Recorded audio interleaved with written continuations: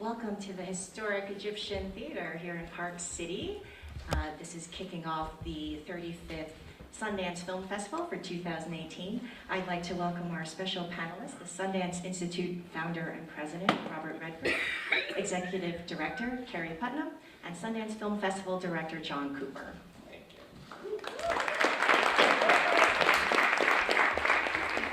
My name is Barbara Chai, and I'm the head of arts and culture coverage at Dow Jones Media Group. So I'm going to kick things off for about 30 minutes in conversation with our panelists, and then I'm going to turn it over to the journalists here in the audience for a Q&A.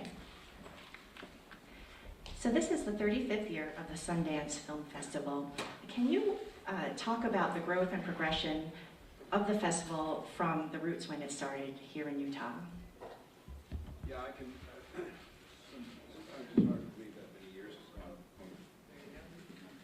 Sometimes it's hard to believe that many years has gone by when you started something, but I'll try to go back to the beginning of how this thing came about and why we're here, who we are and why we're here. It started at Sundance, which is about 40 miles from here, the area of Sundance. And so the idea was to create a lab process where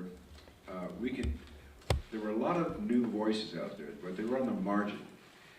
The industry was pretty well controlled at that time by the studio system, and the studio system had a very strong edict of wanting to move towards profit. So their support of films usually had the idea, well, this has to be in some way profitable. And I understand that. I was very much a part of that system. But I also could see and feel that there were other voices out there, and there were other stories to be told that were maybe more risky, They were more under this heading of independence, but they weren't being given a chance. So I thought, well, without harming the industry, maybe we could just add to it. So how to do that? How to create a mechanism where we could help these new voices get developed so they could at least get their stories told. And so that was the idea of the lab process. And I called on my own colleagues in the business, writers, directors, actors, editors, cinematographers, would you be willing to come up to Sundance and help these new artists develop? And their generosity was received. So they came. So we had a process. And that's how it started, and that was 1980. Then what happened was I could see that these projects were getting developed. The voices were getting to a point where they could be heard, but there was nowhere to go. So that led to the idea of, well, what can we do about that? And so I thought, well, if we had a theater, if we had a place where they could at least show each other their work, we could maybe create a community of artists sharing each other's work, and maybe with luck that could expand into a broader audience. So I didn't have the space over at Sundance. I didn't want that much impact anyway, but we needed a space, and the nearest space was Park City. In those days, in 1985, Park City was really a ski town, and there was a bit of a dead zone in terms of the arts. And they just had one theater, the Egyptian, and then they had maybe 4 restaurants in town. So I thought, well, maybe we can use that theater as a exhibition point. So that's how it really started, 1985. And in the first years, it was a struggle. There were maybe 25 films and maybe 10 or 12 documentaries. And we just sort of built it from there. And it took a while for it to catch on, but once it caught on, then it caught fire. And more artists realized that they had a place now where they could go. So more artists came into the development process, blah, blah, blah, blah. So that's what happened. Meantime, I had John Cooper, who was looking at our programming. He was head of our programming development, and he could see that there were great opportunities that were starting to expand, and that he was going to have a larger role to play, and we can let John talk about that. And I had a lot of faith in John because I thought he was really smart, and I thought he had a really strong opinion, and he had a really strong idea about how we could gain and have more freedom. And so I was happy to see John step up to that role. So that takes care of John. And then unfortunately he failed, and we had to let him go, but we brought him back again. And so anyway, so I think that's enough for the moment about why we're here. This is a distinctive year in the film industry and in Hollywood, with the rise of the Me Too movement, Time's Up movement, in the wake of sexual misconduct allegations against many in Hollywood and in other industries. What are you doing to address these movements and the allegations? Well, I think I can turn that over to Carrie. I think that from my standpoint, I think change is inevitable, and change is going to come, and sometimes it can be positive, sometimes it can't. I'm pretty encouraged right now as this period of change is, what it's doing is it's bringing forth more opportunity for women, and more opportunity for women in film to have their own voices heard and do their own projects. I'm pretty excited by that. I think it's really a good time. And so change is producing it's kind of a tipping point, because it's changing the order of things so that women are going to have a stronger voice, and they didn't have it before. It was too much control by the male dominance. But now I think it's going to be more even-handed. And I think the role for women to be able to step forward and exercise their voices more and more, I think is a really wonderful thing. And I think the role for men right now would be to listen and to let their voices, the women's voices, be heard, and to think about it. And then maybe discuss it among themselves. So it's a time of change that I think can lead to a new conversation. At least I'm hopeful. Carrie? Yeah, I love that, Bob. Thank you for saying that. I thought that was wonderful. I just want to say that for me personally, the movement and the conversation that Me Too and Time's Up has generated has been incredibly moving, and I think important for all women.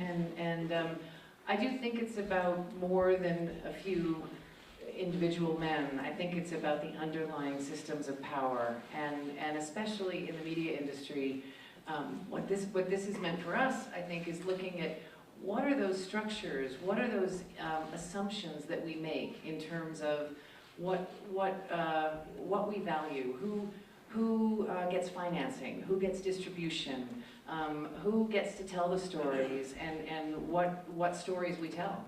So, you know, at Sundance, we're very lucky. I'm very lucky because we do work with a lot of underrepresented storytellers. We work with a lot of women storytellers.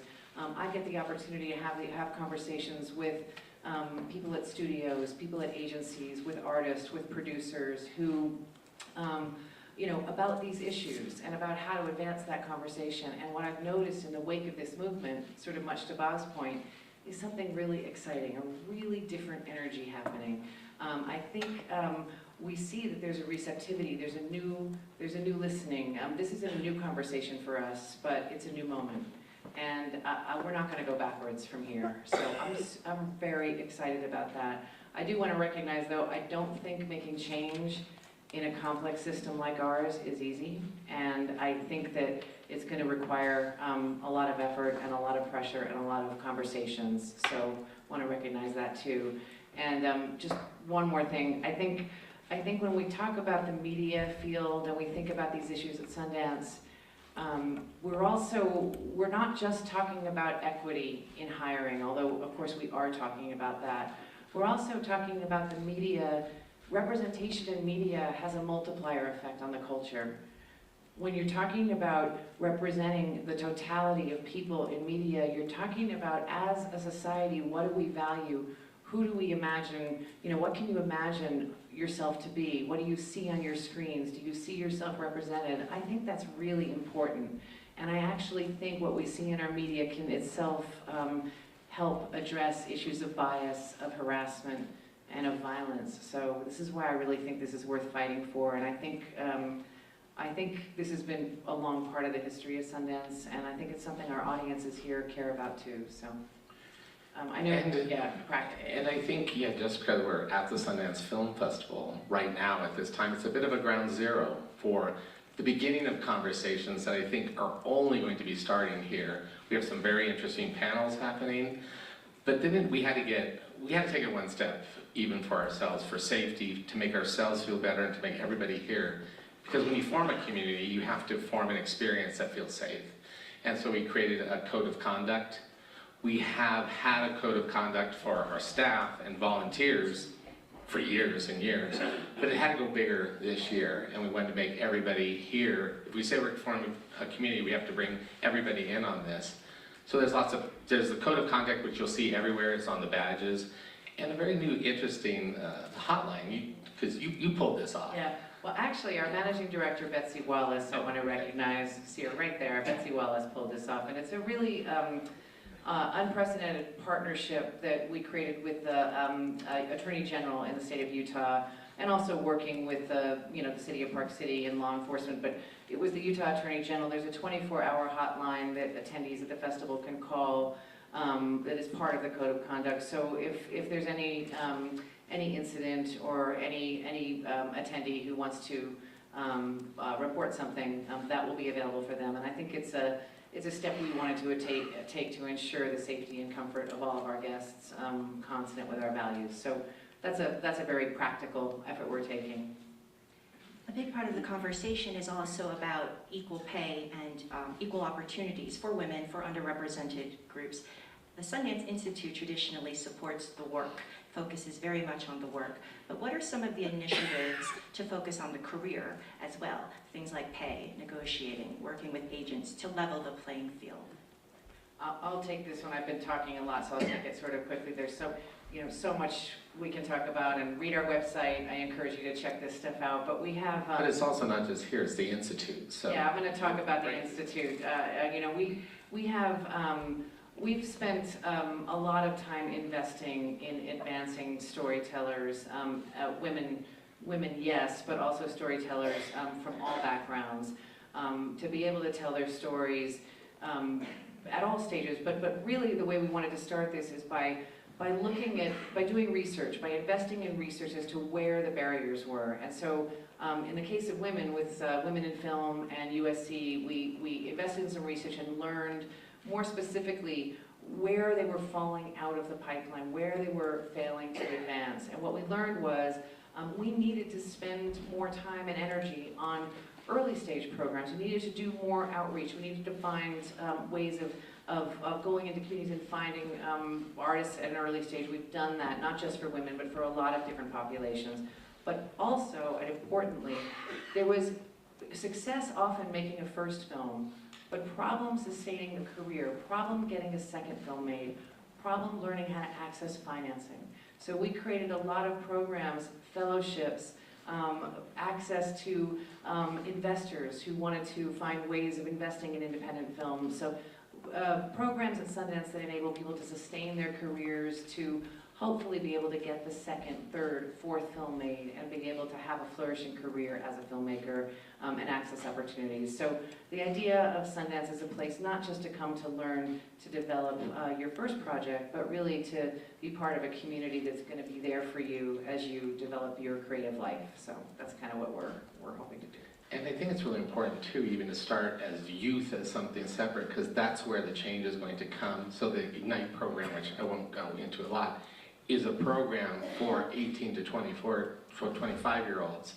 And it's amazing, and the youth that's coming through there is teaching us how to change, because they're already there.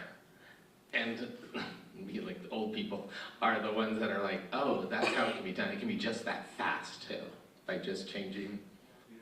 And then one last thing is our project Reframe, which is taking everything we've learned and partnering, again, with Women in Film, but also with 50 leaders in the industry to go back and really look at how to mitigate bias in the decision-making process along the creative, at studios and networks as they're making decisions of who they're going to hire and how they're going to develop projects, market projects, finance projects.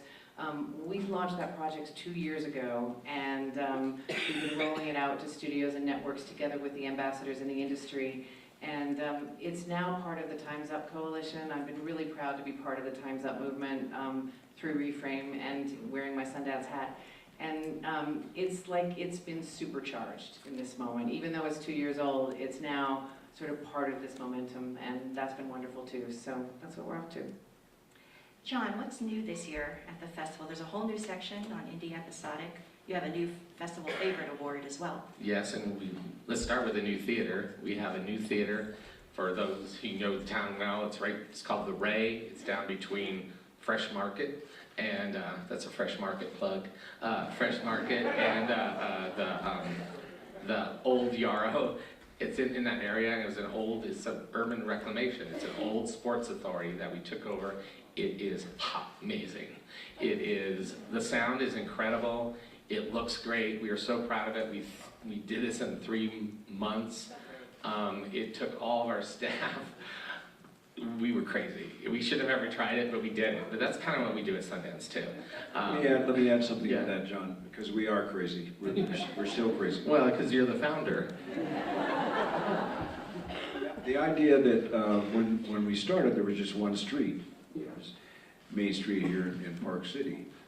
And so over time, as things grew, the infrastructure grew as well. And pretty soon, there was less space. And then suddenly we were kind of under threat, and there was a lot of suggestions, well, maybe you should take it out of Park City. Maybe you should take the Sundance Film Festival and put it somewhere else. And I thought, no, this is where we started, this is where we want to stay. So if Park City's going to change, then we should probably float with it. Pretty much like you do, I guess the metaphor would be a wave, a surf wave, and you are either inside the curl of the wave, going with it, to be flushed out on the shore, or you're slightly behind and the wave leaves you. So that was sort of the metaphor that I was thinking. I thought, no, we'll go with it, but we would like to stay. We don't want to give up the name Park City, because that's how everything started. We want to honor our birthplace. And so that's what John is saying, is this is our effort. Rather than leaving, we really are staying in the area so we could still claim Park City as our festival. Yeah. And even following, when you think of the new indie episodic program, we've been testing the water for a while. We started with on Top of the Lake, we did OJ Made in America. Episodic work is happening, and that's where a lot of the true independence is happening. And we've always been a festival that follows the artists and what they're doing, so it's real now. And this was actually a brainchild, mostly of Trevor Groth, the director of programming. But we started to see that there was lots of independent episodic stuff being made. And where's that gonna go? Where's that gonna be celebrated? Where's that gonna be lifted up and possibly sold to other people? So we have 2 whole days, Tuesday and Wednesday, of independent episodic work. I think it's really exciting. It's exciting work, it's edgy, it's hot, but it's, I think, going to help inform the whole industry as well. And the truth is, when you start looking at it, a lot of the same filmmakers back and forth. So it's our community as well. And they're going all the way over to VR. So it's a whole, I think at the Ray, downstairs at the Ray, I didn't even say this, is a whole lower level of VR work, which is quite incredible. Bob, this is a question for you because talking to you is a bit like talking to Bob Woodward. So it's a journalism question. There's been so much public discourse on this notion of fake news. Just last night were the so-called fake news awards, and the press and the media have been challenged consistently by this administration. The very notion of truth has been turned on its head. You know, what are your thoughts on that as a leader in film and media, but also someone who's very steeped in journalism? And what role does art and do documentaries potentially play within that? Well, I think, first of all, I think I'm a huge fan of journalism, which I think is borne out over time by some of the projects I've done. So journalism is a big deal for me, and it always seems to be under threat periodically. You know, something comes up and then it dies down, then it comes up and it dies down. But because journalism is our means of getting to the truth, and I think getting to the truth is getting harder and harder in this climate, when you have so many stories being told by so many different sources, and you have the floating word of fake journalism, and that becomes threatening to the proper use of journalism. So you want journalism to represent the truth, and getting the truth to the people. So for me, that's a pretty big deal, and I'll tell you one moment that happened that changed the course of what I was thinking.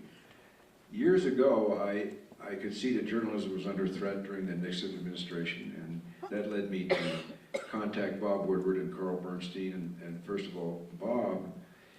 And when I met him, I said, look, I'm interested in doing a film, and it's not about what happens to Nixon. History will take care of that. I'm interested in what you guys did. I'm interested in what you had to do that very few people were doing, if anybody, to get to the truth. And to me, that's the story. And so that means the relationship of you 2 guys is the story. It's like a character-driven piece. And he was very adamant at that time of suggesting that he was not worth it. So there was an interest. He said, I'm boring. He said, I'm just not very interesting. And I said, well, can I decide that, you know? And he says, no, Carl's the interesting guy. And I said, well, I have a hunch that you're more interesting than you want people to know. And so that led to a real exploration of Bob Woodward as a character. And we won't go into the results of that, but it was very exciting for me to explore a character that really was trying to present themselves in a more neutral place. And I realized there was a lot more to them. And so that took me deeper into the characterability of this piece. And that's when I realized, well, maybe that's the way to approach journalism. You know, look at who's telling the story. Who's telling the story and how they're telling the story, and let the public try to decide. Right now, we're under, the democratic part of journalism is under such threat because of all the voices out there, and many of them are hostile. Many of the voices are trying to create a diverse universe. And it makes it harder for the public to understand what's going on. So I see that as our role at the festival to promote journalism that really works hard to get to the truth against the odds. This last question is for the whole panel. When I was traveling, to the airport in New York, I got into a lengthy conversation with a man from Haiti. So this is after the comments made by President Trump about his country. And he spoke actually very in an inspiring way, because he says that he keeps the faith. And that's how he gets through it, even though he feels he doesn't have a voice. And it got me thinking about artists. And to me, maybe the artist's act of faith is the act of creating, of taking everything that has made them and seeing what they can make out of it, and that is their offering. But when the odds are stacked against them in this world or in this industry, where they feel they do not have a voice, they are not represented accurately, they are marginalized, how does Sundance inspire these artists and filmmakers to keep the faith? By supporting them aggressively and letting them know that their voices really, really do count. And I think since it's always so hard, since it's so hard to get to the truth, with so many voices out there claiming the truth, you have to try to find the right people to support.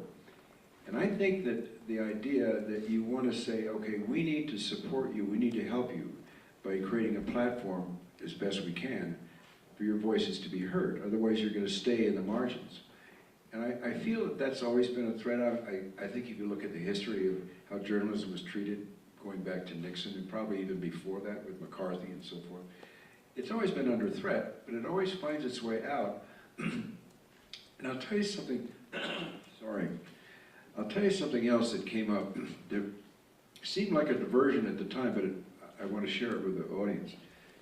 That while I was working, I was asked to do a documentary about revisiting Watergate, and my initial impulse was, no, that's done, don't exhaust that, let that be a part of history, whatever you want, but don't go back there. And they kept pressing me, a company kept pressing me, would you please reconsider? So I said, well, let me look at some archival footage. So I was looking at archival footage, going back to the Watergate hearings and so forth, and I saw something extraordinary that I had missed. And that was, there was a panel, and the panel was made up of Democrats and Republicans. Sam Erwin was the head of it, you had Sam Dash, and you had Baker and those guys. And they were all from different ideologies, but they were all working together to get to the truth, and they were interviewing John Dean.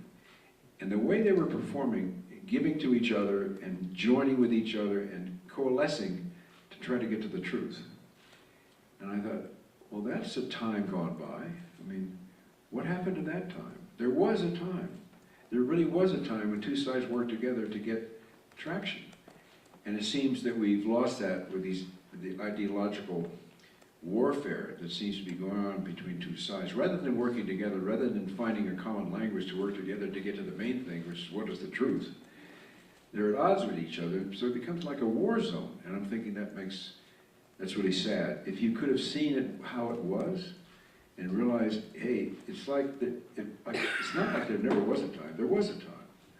And there was a time when two sides came together in the true democratic process.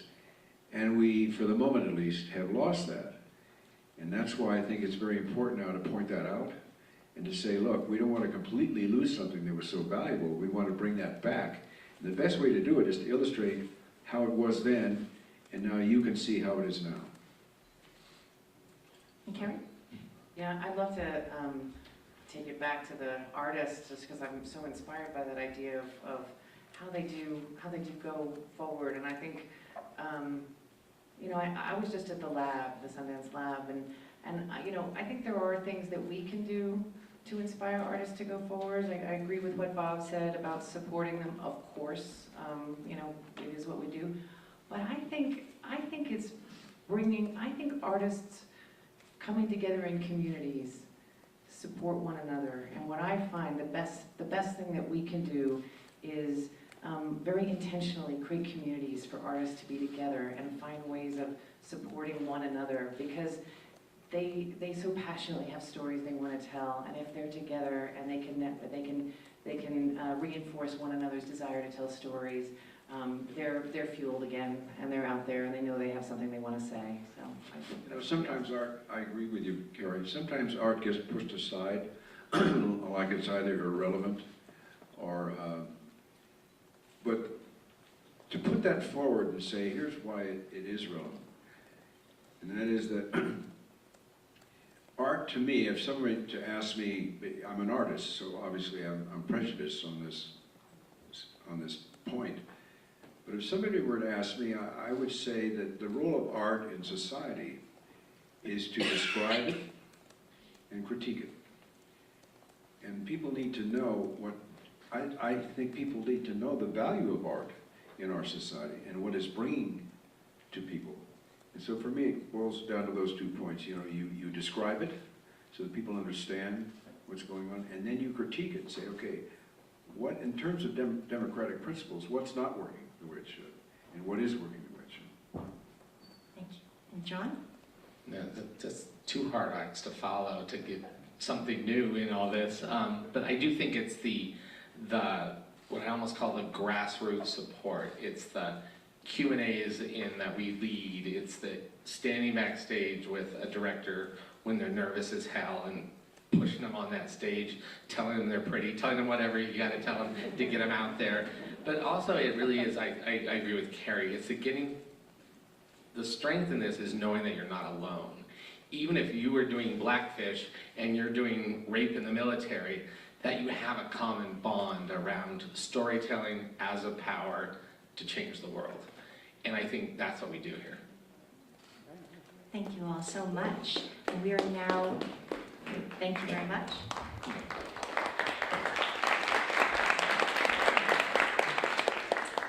So I'm going to now turn it over to the audience. We have people walking around with mics.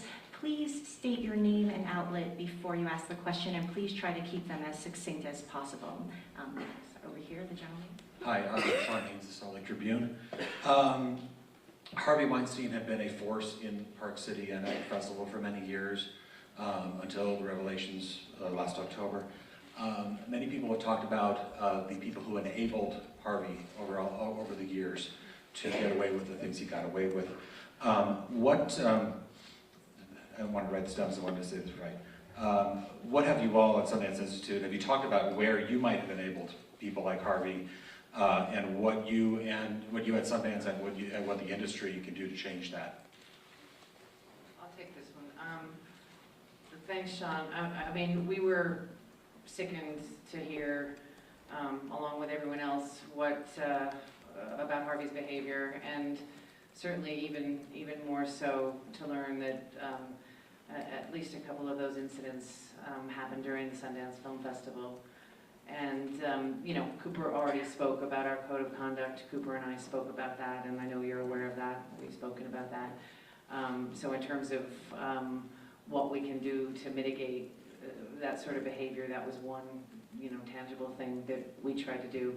I think as an industry, as a culture, the movements we spent a little time talking about at the beginning of the panel are things that we're doing. And I do believe that the awareness that has been raised by the movements that have come out in the wake of not only Harvey's behavior, but a lot of the other behavior that's been discussed, are creating a new sort of awareness and a new sort of conversation that we're not going to go backwards from.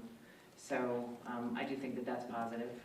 I think further, Sundance as an institution never contributed to that behavior. We have longstanding values of respect and tolerance, and you know, we support artists, so we stand for diversity and creativity and a lot of things that are in direct opposition to that kind of behavior. So I really do want to be firm on that, and while you know, while of course these things sickened us and happened during our festival, they're nothing we were aware of at the time.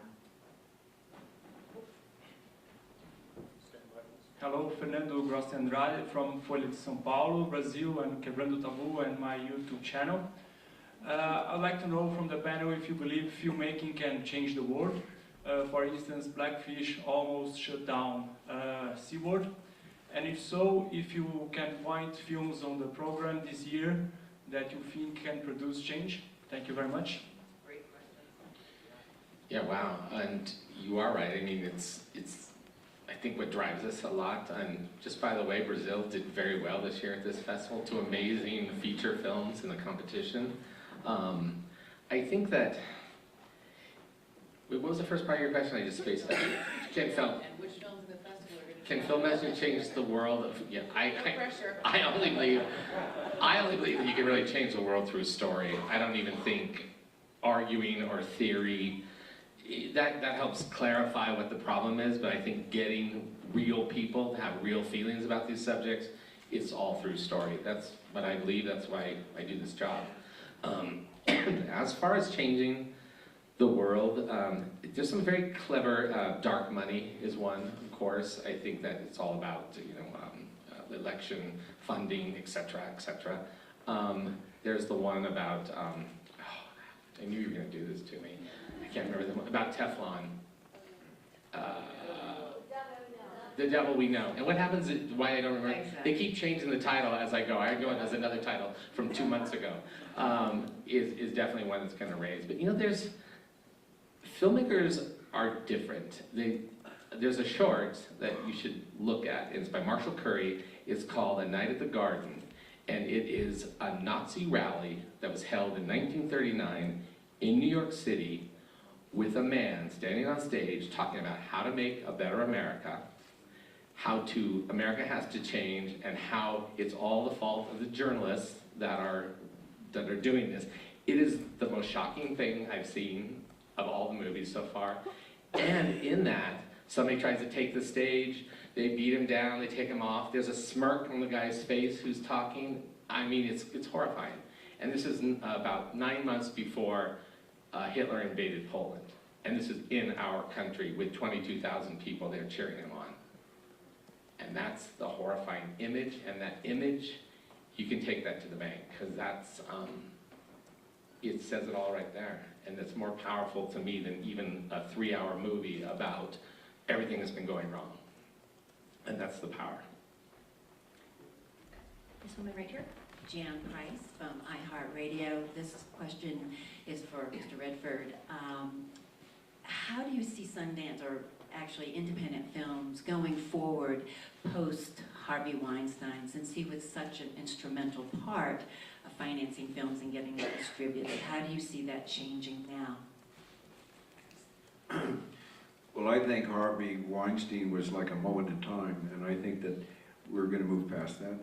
And others like him that are being accused of the same thing, I think we will move past that. I don't think he's going to stop the show.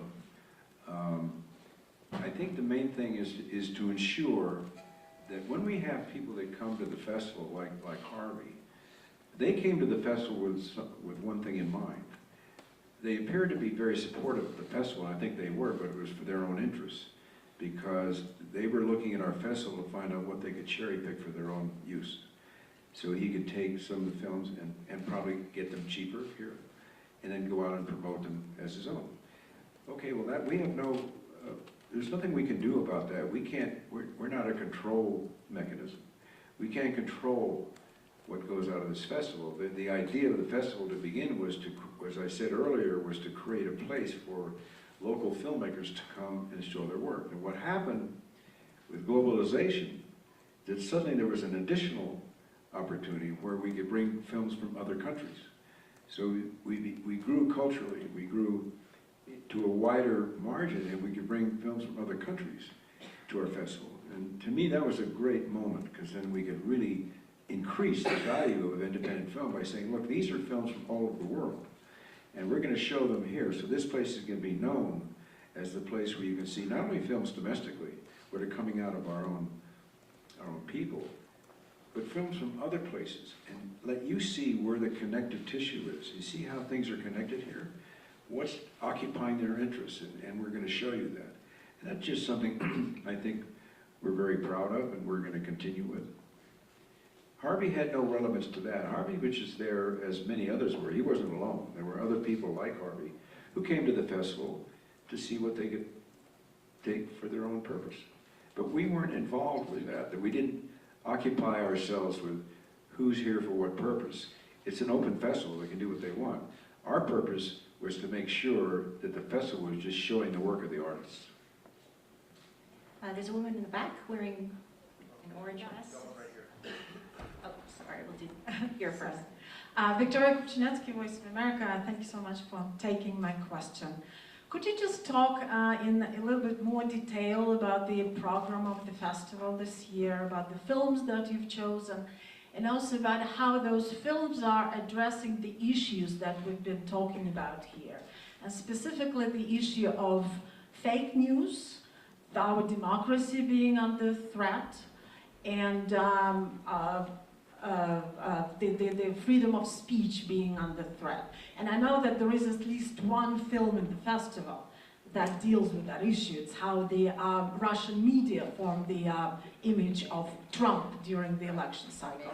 So if you could just talk a little bit about those issues. How do you deal with fake news is you don't support it and you just keep telling the truth. And not just the truth like maybe another outlet is, but our filmmakers tell the truth in deeper ways. The documentary form allows for a much deeper dive. It's something that almost no one was interested in until you go there. And the truth is exciting, and you see a bigger issue come to light in a real way. I think that's how you do it. You choose those films. The film that you're referencing is called Our New President, and it is pretty much solely footage from Russian media on the election. It is so clever, and again, it's like the one with the Nazi rally.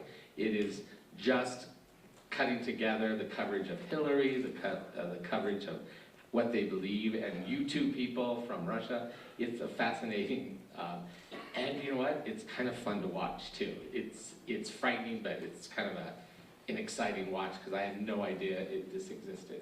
So that's what documentaries do for us. They also tell us worlds that we don't even know. I think you might have had another part of your question.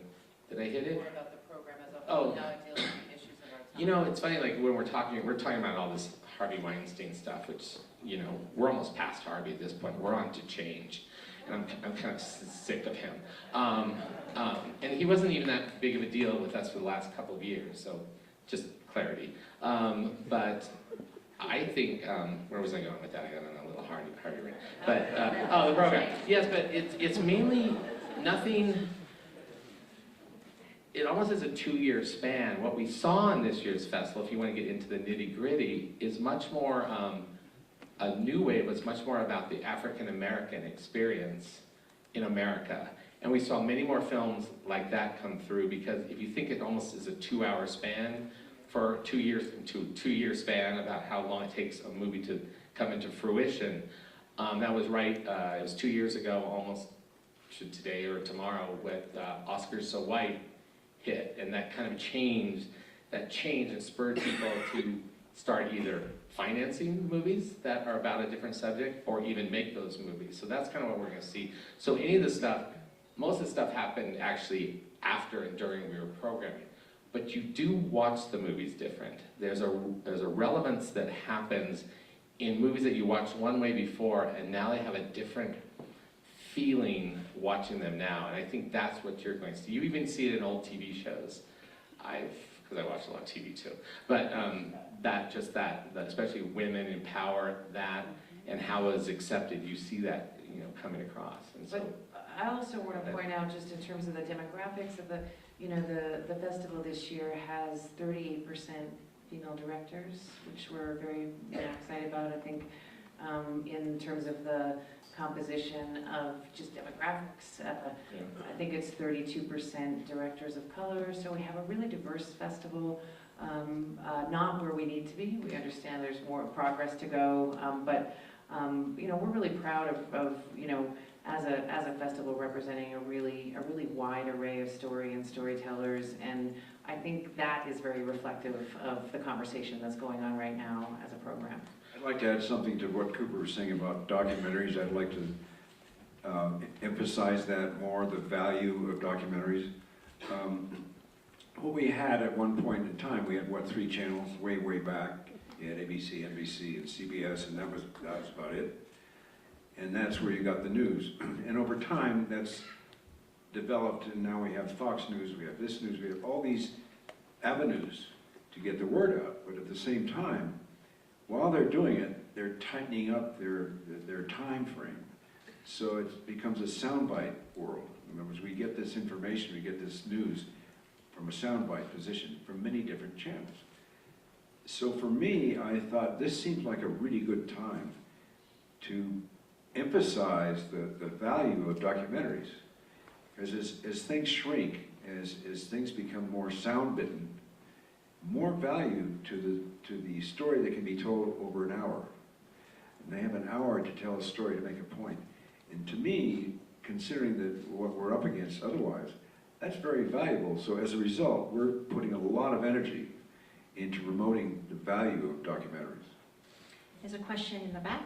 Can I just say one more thing here, since we're on that? And it's not just documentaries. You really have to look at the VR work this year, when you could be put in a situation, maybe something some of you have seen as the Inarritu piece that's now in LACMA, that was at Cannes. I mean, it puts you in situations where you're feeling it in a different way. So even from the feature film to the short films, now to VR, it's a whole nother mode of getting true feelings into the issues. Hi, this is Mandali Delmark from NPR. John, you talked about episodic television and VR being kind of more the indie film spirit, and I'm wondering if each of you can talk about what you think independent film is today versus maybe what it used to be. I think it's kind of the same. You know, independent film comes from a place that's personal, a place of passion, and maybe the passions change, they get a little bigger in some filmmakers or another, but I call it independent spirit, but it's really not letting anything stop you either, knowing that you have a story to tell and pushing through. Filmmaking, we all know, isn't easy. I don't know how they do it. I am not a filmmaker. I don't think I ever could be one. I do what I do. But I think it's just that the spirit of having a story to tell and making sure that you do it. I'll say I totally agree with that, and I just say I think it defies categories. I think artists are freer to say let the form fit the story. Let's not get caught up in definitions of film or episodic or VR or short or feature or even discipline. You know, look at Bart Layton's film, American Animals. It's got documentary and narrative. You see interdisciplinary stuff. You see, you know, I think you see people really very porously slipping between forms and shapes and sizes, and I think that's awesome. But I think the spirit of independence and the idea of a personal, authentic narrative goes through all of it. Right here. Hi, Thomas Natalie, Film Journal International. So I have a question for all the panelists. We come to Sundance and we experience the films in theaters along with audiences, but later on, and I know as Mr. Redford said, you don't have a control over what happens to the film, but later on, some of the bigger films we see that find distribution, sidestep theatrical, or they get minimal theatrical and fall to streaming immediately. So I'm wondering, you know, as these distribution formats evolve and as the way audiences engage with movies evolve, what are your thoughts about the future of filmmaking and maybe the future of the Institute? I'll start that one if you don't. Shall I start that one, Rob? Okay. Well, I'm gonna start that one. I'm gonna repeat the question also, so that Bob can also have a quick. I think she's asking the future with all distribution changing. So a lot of people are watching film now on Netflix or in digital instead of in cinemas. What do we think about the future of independent film? And I think, you know, I think we do care that the films from Sundance get seen because I think our artists care. While we don't control it, I agree with Bob that that's not our, you know, we're not in the distribution business. We do care that Sundance is a platform for work to go on and be seen by millions all over the world. This is a place that people do discover work. But I don't think we should be purist about how audiences want to experience the work. I think some artists love their work to be seen in a theater. Some people would rather their work be seen more widely digitally, and I think those are both good. It's not an either or, so that's how I feel about it. That said, there's another point about audiences that I think is really important for all of the community at Sundance to think about. I am blown away when I see what happens at the festival with the audiences, in the theaters, in the lines, in the restaurants, the conversations, the community at film festivals. And it's not just at Sundance, but there is something that happens in live audiences, especially engaged audiences, around an authentic cinema experience with real content that isn't just disposable, mass-produced content.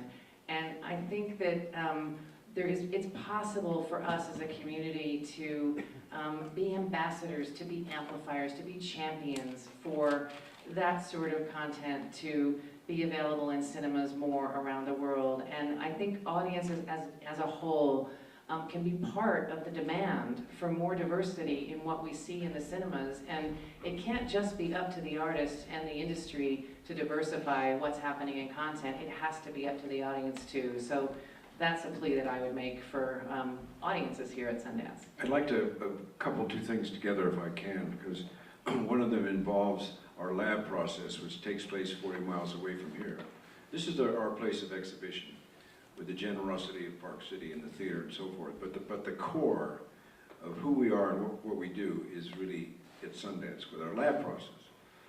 So there's a lot to learn from that. And when we came here to exhibit, I underestimated something. For me, it was going to be a one-way street to support the filmmakers having a place to show their work. And what I underestimated was that it was actually a two-street process, because I underestimated the value for the audience. That audiences that came here were coming here because they were going to see something they were not able to see in the marketplace, because the marketplace was more narrow. And so I underestimated that, and that's why I was pleasantly surprised. I didn't know that we would even survive in the first year or two. But once I saw the audiences increasing, I thought, well, Jesus, what's going on, And so I realized, oh, they're coming here because they're able to see something they are not able to see in the marketplace. And that's when I realized we had another dimension that we could pursue. The other thing I wanted to tie to that, to share with you all, is a very exciting moment for me. Yesterday we had our lab process at Sundance, which closed up, and we had our advisors. Our advisors are people who are made up of the mainstream film business that are editors, directors, cinematographers. They're experienced people working with inexperienced people, the novices, the new voices that are going to be developing films. So we all come together and we share stories and so forth. And there was a moment, because I underestimated what our value was, where somebody said, and then it was conjoined by others, I just want to say that I come here because I know this is a safe place. And they talked about safety, and then others spoke up about why they so appreciated coming to Sundance, because they knew they were safe here. They were safe to make mistakes. They were safe to push themselves, to try new things, and not be accounted for necessarily, but to have the freedom to take chances. And for them, that meant safety. And to me, that was a real compliment to our process. Who's next? This gentleman over here in the back. Hi, Eric Cohn from IndieWire. I have a question for Mr. Redford, because it's a filmmaker question. The last few years, there's been this trend in filmmakers who maybe break out at the festival, taking on studio gigs, sometimes really quickly. And I'm sort of curious about your thoughts on that process of being discovered here and going from being an independent filmmaker to being a part of that bigger Hollywood system so quickly. Well, it's basically their choice, as long as they have a choice. In other words, the idea of starting Sundance, we didn't want to disparage the major film business, because it's a valuable business. And it's a great camping ground for filmmakers to go to. But I just felt there needed to be another opportunity in addition to that. And that was the more marginalized films that may not be brought in by the major studios, and that we should develop an opportunity for those films to have a place to be seen. So basically it was just extending the business, not taking something away or criticizing something that was already there, like the mainstream. It was simply saying, okay, that's fine, but there's more to be heard here, there's more to be seen, there's more to know. And that has to do with the new artists that are more marginalized, that they have more risky projects, they're way more independent in their thinking and probably wouldn't have an opportunity otherwise. So let's create a platform for those films and those filmmakers to develop and also be seen. And so that's the bottom line of what we've tried to do, is expanding something and not criticizing something that is already there, just expanding what's there. And all the stigmas are gone as well. You can come and do a big Hollywood movie and then come back like David Lowery did last year with a smaller movie, and that's what I'm loving on this. And especially not just from the director's side, but from the actor's side. If you see some amazing roles, especially by women, that go and do big Hollywood movies, but then they're back here with leading roles that are meaty and great. When you look at Laura Dern and Maggie Gyllenhaal and Carey Mulligan, it's, go. Oh, I was just gonna add, I think we have a panel about that too here at the festival. We do, sorry, I should be better. Our Really. story number 2 on Thursday of next week. I think we have time for And there's that. we have time for just 1 or 2 questions, so stand here in the blue. Didier from Canal Plus France. Mr. Redford, this is a question for you. One of the most expected documentary of the selection this year is the one about Jane Fonda in 5 acts, if I'm correct. You guys made, I think, 5 movies together, something like that. And you were kind of icons of a certain American cinema, a more free, a more auteur, a more involved cinema that you did in the 70s and the 80s. What do you think is the influence of this cinema in American cinema today? Well, what's that got to do with Jane Fonda? Because you are both kind of icons of this kind of thing. Well, do you want to talk about Jane first, or Whatever you want. What's the influence of the film, cinema of films you did with Jane on the cinema of today? Like the Oh. 70s cinema? I don't know. In other words, I have no idea. All I know is that I would just talk about Jane for a moment, because she and I covered about 47 to 50 years of filmmaking. And we covered times that were changing.